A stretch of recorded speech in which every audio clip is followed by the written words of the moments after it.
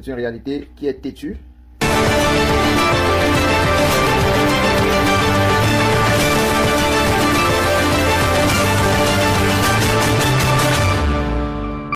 Et tout dit qu'il aura lieu le 12 octobre prochain.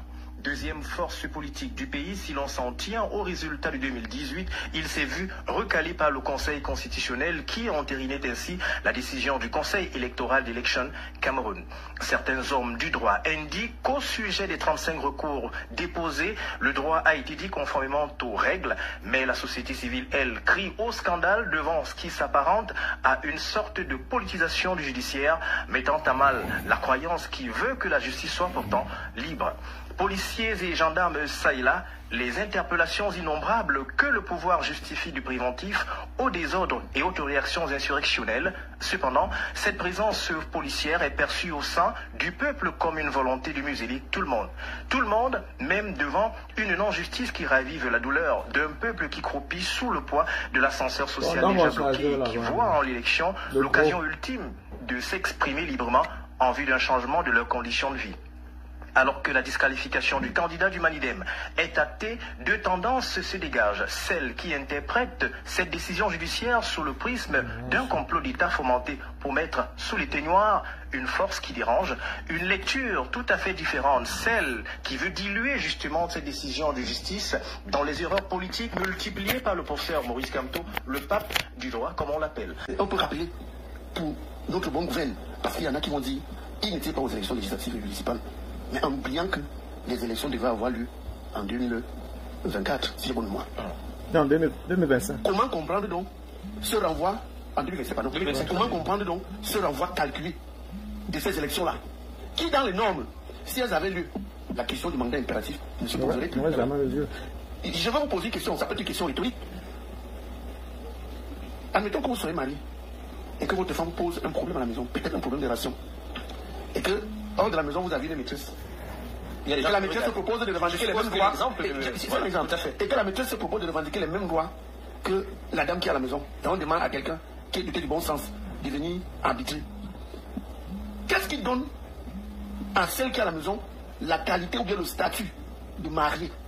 Il y a un acte de mariage, oui. Est-ce que vous faites bien comprendre? Donc, le simple fait que le régime de Yaoundé a vu en Maurice Kamto un adversaire redoutable. Le simple fait que Maurice Kamto, ayant compris déjà qu'il y avait derrière le discours sur la question du mandat impératif quelque chose de piégé, et subtilement soit allé dans le Manidem pour se faire investir, je peux vous assurer que cette démarche du professeur aurait provoqué au sein de l'appareil gouvernant une sorte de séisme politique. Ouais. Et les gars se seraient dit, on va en finir. Même s'il faut poser des actes injustes de façon décomplexée. Parce que ce que nous avons vu au Conseil constitutionnel, c'était de l'injustice à l'état pur. Puisque regardez un peu, pour les enfants qui font le droit, on dit, bon, dans la forme, c'est valable. Dans le fond, ce n'est pas valable. On dit, requête infondée. Il fallait qu'on nous dise en quoi cette requête-là est infondée, au moins du point de vue pédagogique. Il fallait qu'on montre, qu'on a parlé de pluralité d'investiture, que celui-là qui est sorti des buissons, voici celui qui l'a investi, puisque la justice est rendue au nom du peuple camerounais. Et tout à l'heure, lorsque M. Ndafo m'en parlait, je peux vous assurer, ça m'a beaucoup de peine que moi je l'écoutais. Parce que je me suis posé beaucoup de questions, oui, quand j'ai écouté cela. En fait, le simple fait d'avoir militarisé tout le Cameroun était déjà la preuve de ce qu'on devait poser un acte qui ne devait pas recevoir l'assentiment de cet immeuble ici. La deuxième chose, j'ai interrogé les partenaires, n'est-ce pas, au développement du Cameroun, notamment l'ONU, dont on dit avoir signé une convention avec Elecam. Vous savez, les gens sont restés bouche bée, un peu comme s'ils attendaient que le Saint-Esprit parle à la place. L'ONU n'a rien dit. Et d'ailleurs, on écoutera un extrait, notamment de la sortie du professeur Maurice Kamto, qui disait justement... Oui. Non seulement l'ONU n'a rien dit, mais à côté de cela, vous savez, moi j'ai beaucoup d'amis qui sont dans le système, les gars du RDPC. Ils n'ont même pas jubilé la victoire qu'ils venaient de gagner au Conseil constitutionnel. Ça m'a aussi surpris. J'ai dit, vous faites les manigances, on dit, vous avez gagné le procès, par exemple, ce sont eux, n'est-ce pas, qui étaient en procès contre le professeur Maurice Kamto, il ne faut pas se cacher. Puisqu'il y a eu une scène qui n'est pas passée inaperçue au Conseil constitutionnel. Vous savez que le cas Télé Onana et le LDPC a été tranché à 12 heures. Mais on n'a pas compris pourquoi la galaxie des ministres, qu'on a l'habitude de les voir prendre des positions, n'est-ce pas, à la banlieue et place des juges. Parce qu'il y en a même qui ont dit, Kamto, sa candidature sera rejetée. Ils sont restés assis là-bas jusqu'à 19 heures. Un peu comme s'ils regardaient ceux qui sont chargés de dire le droit en leur faisant comprendre, nous sommes là, nous vous avons à l'œil. Et tant que vous ne finissez pas, nous ne bougeons pas d'ici. Merci. Non, vraiment, il faut c'est une lecture sémiotique du philosophe. Alors, nous avons en ligne le docteur Didier Badiek, colonel de l'armée camerounaise à la retraite. Il est également expert en communication. Il faut rappeler qu'il est également membre du parti. Colonel Didier Badiek, nous tenterons de l'avoir dans Par rapport à notre obédience politique, parce que nous pensons que seul un élan progressiste et scientifique pourrait changer la vie politique au Cameroun, qui est stéréotypée au vieux schéma ringard et inapproprié. Je suis pas dur. Nous concluons ici que la candidature de Moïse Kamto, sous réserve qu'elle n'ait été réellement irrecevable, était, pour ma part, stratégiquement plus faible, si isolée, c'est-à-dire validée qu'elle ne le serait si jamais elle était rejetée. Dans cette dernière hypothèse, le candidat Kamto, n'étant plus dans les starting blocks, pourrait peser sur le poids de l'opposition pourrait peser sur le poids de l'opposition en devenant le centre de gravité de l'animation. Maintenant, nous demandons à un républicain de porter un jugement sur les décisions du Conseil constitutionnel. Eh bien, je suis obligé de vous dire que cela ne peut se faire, mais en revanche, je ne releverai qu'une seule mention, celle qu'au regard de l'importance de cette institution, il s'avère que cette Cour, en gardant son caractère de neutralité, devait absolument faire prévaloir sa norme comme celle du dernier recours, comme garante de la Constitution et celle de la qualité exceptionnelle de ses membres en matière de connaissance et de lecture du droit. Cette étape montre également l'injurie de nos acteurs politiques fantaisistes sans consistance, dont certains galvaudaient quand même la sacralité d'une candidature, et il n'a tout fait. Moi, j'ai une honte à un moment donné, et nous souhaiterions que des actions fortes soient prises à l'encontre de ceux qui ont transformé la démocratie dans notre pays à un cirque de libertinage. Je ne suis pas très dur envers cela. Quelle image pour notre pays? 83 candidats au rang desquels des candidatures fantaisistes, des gens qui n'ont même pas peur de ce qu'ils vont représenter demain. En matière de neutralité, pour ne pas dire de crédibilité du système judiciaire, les Camerounais doivent avoir des personnes de haut rang, de rectitude morale. Le candidat Christian Toumi parlait de parodie de justice, de mascarade électorale. Parce qu'en réalité, c'est de ça dont il s'agit. Les Camerounais sont donc observés par certaines personnes au-dessus d'eux, qui sont non pas en train de servir les Camerounais, mais en train de les prendre en embuscade. Je pense notamment au ministère de l'administration territoriale, qui aujourd'hui réussit à faire non seulement venir les agents de transparence internationaux, qui viennent dire que l'élection s'est très bien déroulée, mais jusqu'aujourd'hui, nous ne voulons pas mettre en actualité ce sujet. Heureusement que nous donnons la possibilité. Où sont ces anciens responsables de transparence internationale dont M. Atangandi parlait et évoquait avec fierté jusqu'à ici, dont dormi à l'hôtel Hilton? Ils ont été payés. Et je pense que c'est tellement d'abus sur le peuple camerounais que de laisser que des personnes comme celle-là continuent avec ce qu'ils sont en train de dire maintenant à l'ONU. Donc, en réalité, nous sommes en train d'être, comme on dit dans le quartier de Sissia, comme la période de manga, c'est-à-dire, on va donner exactement, oui, nous sommes pratiquement dans ce système. C'est-à-dire, ceux qui sont là savent que les Camerounais, dans leur majorité, ne pourront donc pas. Or, les leaders qui sont effectivement les personnes écartées, notamment Maurice Kamto, je crois peut-être qu'il faut que nous enseignions à Maurice Kamto la loi Douala Mangabel. Qui disait, s'il faut que tu meurs pour ton pays, meurs. Je vais dire pourquoi. Douala Mangabel n'a pas fui.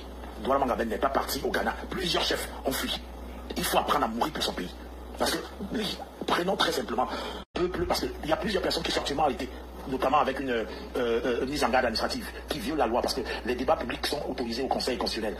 Comment est-ce qu'on peut avoir des personnes bien pensantes, citoyennes, qui veulent s'intéresser au débat qui se déroule du côté du Conseil constitutionnel et se rappeler l'ancienne décision que le préfet qui va déporter les gens juste parce que leurs idées ne correspondent pas à ce qui arrange le régime. En réalité, nous sommes dans un Sissia. Et ce Sissia, il faut bien que les Camerounais comprennent, c'est l'affrontement et de mourir pour la partie comme Douala Mangabel. On ne va pas transformer les Camerounais en rebelles, loin de là, avec Blaise et Sama. Ce serait aller contre notamment les institutions. Je suis obligé de vous inviter à regarder l'Afrique du Sud.